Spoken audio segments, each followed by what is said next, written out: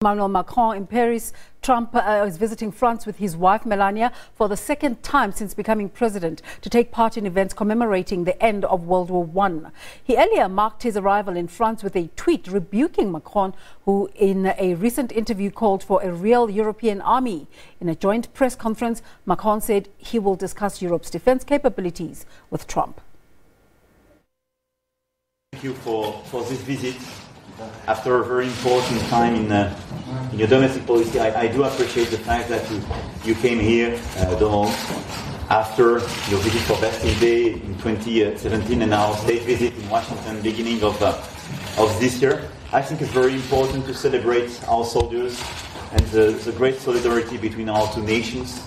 And we are the best and more ancient allies. And this is what I told our people. Obviously, we will discuss about a lot of topics: Iran, Syria, Yemen, Africa, trade, climate, and a lot of common global issues. And obviously, we will discuss about as well our defense cooperation, which is very important. And I do share President Trump's views that we need a much better burden sharing within NATO. And that's why I do believe that my proposals for European defense are totally consistent with that, because it means more Europe within NATO, more capacity, in order to take our part of the burden. And I think it's very fair and it's very important. So thanks very much, Donald, for being here. This is our pleasure, and our people are very proud to have you here. And I want to thank you here today for your solidarity 100 years ago and your constant solidarity for precisely our people. Thank you very much. Thank you very much. Thank you very much. Well, I very much appreciate that, Mr. President, and we have become very good friends over the last couple of years. We have much in common in many ways, perhaps more ways than people would understand, but we are. We're very much similar in our views, and I appreciate what you're saying about burden sharing. You know what my attitude's been, and we want a strong Europe. It's very important to us to have a strong Europe, and whichever way we can do it the best and most efficient would be something that we both want. I just want to thank you very much for the graciousness we were so beautifully received. We were so beautifully received last night. We look forward to spending the next day and a half with you. And today and tomorrow are going to be very important, and we'll be discussing many things, not only military and aid and NATO and others, but we'll also be discussing trade. And we've been discussing that for a little while. I think we've made a lot of progress. We'll see if we can get it over the line. As they say, we'll see what happens, but trade is very important. And we're also very much focused, the President and I, on terrorism. Terrorism is a very big subject for both of us. And we see what's going on in the world, and it's not a good picture. But we've made a lot of progress. We've done things together that were quite bold recently, 6 months ago, very bold. And terrorism will be a big factor and a big part of our discussion today. So I want to thank everybody for being here. And Mr. President, thank you very much. Mr. Trump, you say you felt insulted by what Mr. Macron said about Europe making its own defense. Can you explain? We're getting along from the standpoint of fairness, and I want it to be fair. We want to help Europe, but it has to be fair. Right now, the burden sharing has been largely on the United States, as the President will say, and he understands that. And he understands that the United States can only do so much in fairness to the United States. So we're rebuilding our military. We just had approved $716 billion. The year before that, we had $700 billion. So we're almost completely rebuilding our military with the latest and the greatest. And we want to absolutely be there. We want to help. We want to be a part of it. But different countries have to also help. That's only fair. And I think the President, we've already discussed this, and the President and I very much agree on that. I do agree. I think we work very closely together in Syria. President Trump reminded you what happened the 13th of April this year. We work very closely together to make a superb operation against chemical weapons with there. And we work very closely together in Middle East, in Africa, and so on. But it's unfair to have the European security today being assured just by the United States, and we need a much better burden sharing. That's why I do believe that we need more European capacities, more European defense in order to take this part of the burden. What President Trump has to protect or to defend one of the states of the United States, he doesn't ask France or Germany or another government of Europe to finance it. That's why I do believe that we need more investment. It's exactly what we do in France. It's the first increase in terms of budget for defense for the coming years. We will reach the 2%. But that's why I do believe that we need more.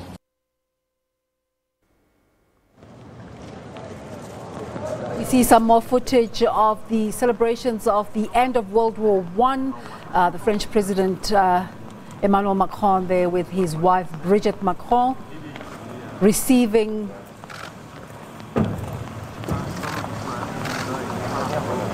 the leader of Israel, Mr. Benjamin Netanyahu.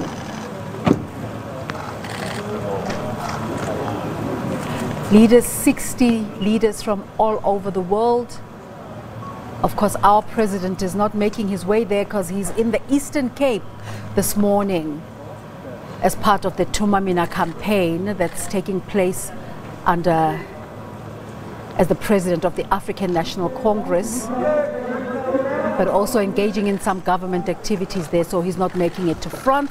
South Africa is represented there by the Minister of Defense, Nosiviwe Mapisa-Nqakula. The leader of Israel, Benjamin Netanyahu, has just been received by the President of France, Emmanuel Macron, along with his wife, Brigitte Macron.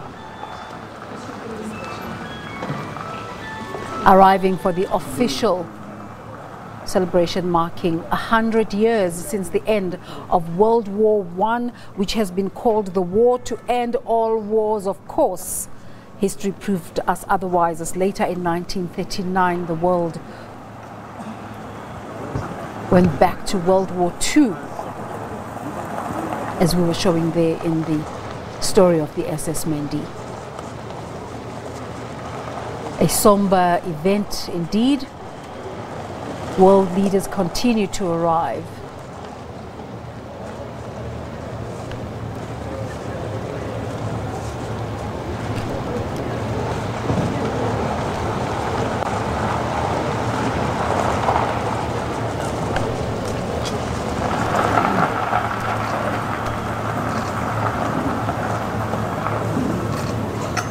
All right, also in the background of these commemorations, Prime Minister Theresa May of the UK and Belgian Prime Minister Charles Michel laid wreaths at the graves of the first and last British soldiers to be killed during the Great War at the cemetery near Mons in Belgium. The graves lie opposite one another in what May called a poignant symbol that brings home the eternal bond between Belgium and Britain, and every member of the armed forces who gave their lives.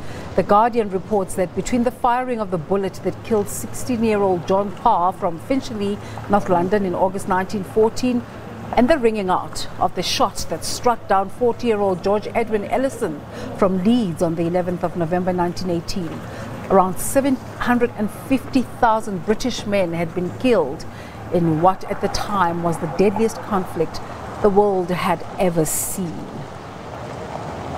Of course, the numbers coming there that South African fatalities lay at 13,000 shows you the level of involvement of South Africa in that war.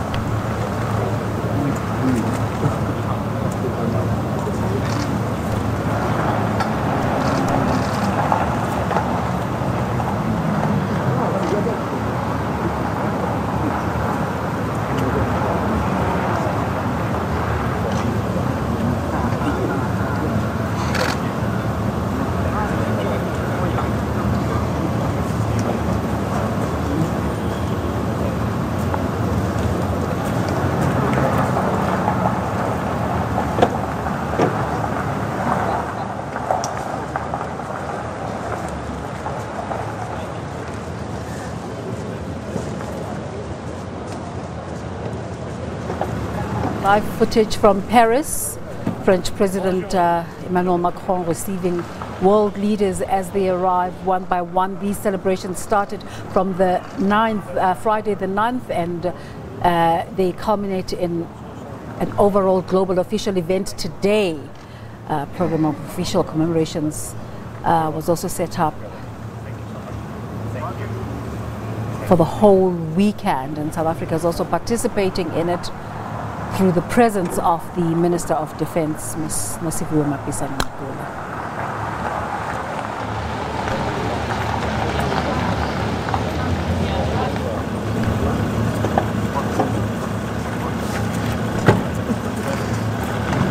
Some of the events that you remember from that time is that France was bound by a treaty to defend Russia. Austro-Hungary had declared war on Serbia due to the Black Hand's assassination of Archduke Ferdinand, which acted as the immediate cause of the war. France was brought into the war by a German declaration of war on August the 3rd, 1914. So from 1914 all the way up to 1918, all these global powers were engaged in war, back and forth, and in the process 17 million soldiers from all these countries perished.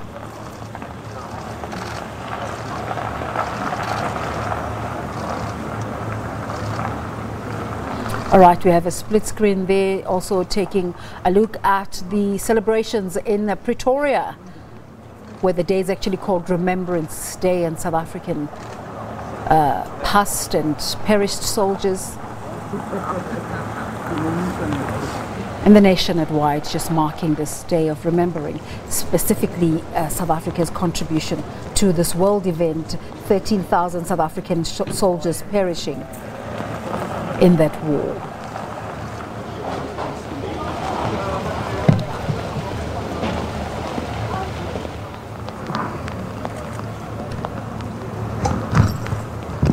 All right, some of the events: French President Emmanuel Macron and Germany Chancellor Angela Merkel have marked the centenary of the end of the First World War at a special ceremony at Commemoration in the woods in the north of Paris.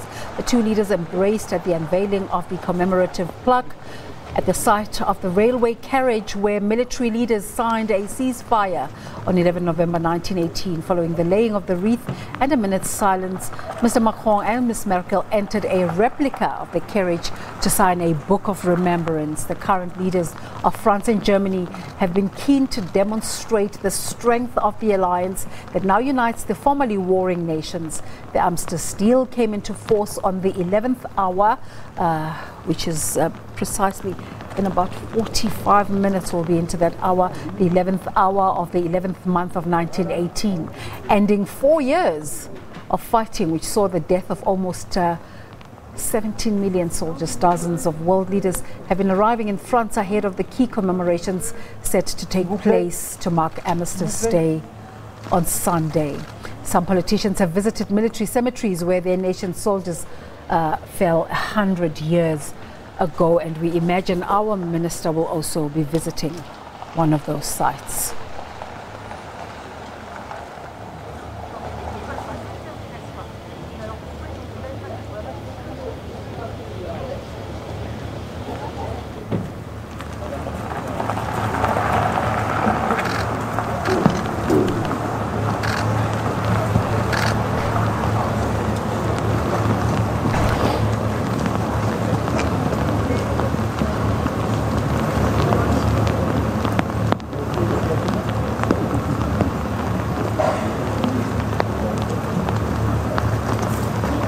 Okay, and as part of these commemorations, France has named 2018 the year Clemenceau for close of World War I Centenary. And of course, the theme and events of France's final year of the Great War Centenary commemorations includes the focus on Prime Minister Georges Clemenceau, who is remembered as the father of victory in France. He's the one who signed the Armistice Agreement to end the war on behalf of France. And current leader, Emmanuel Macron, has declared 2018 in France as the year Clemenceau, as a way of honoring Prime Minister Georges Clemenceau, who is remembered as the father of victory.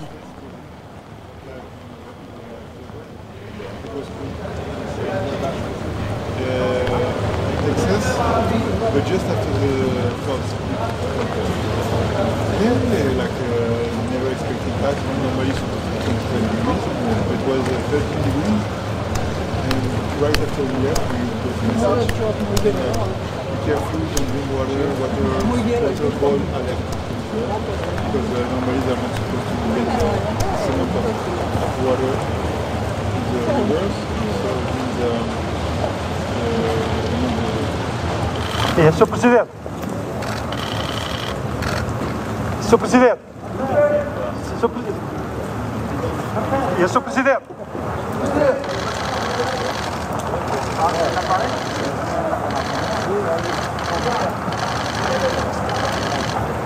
Obrigado.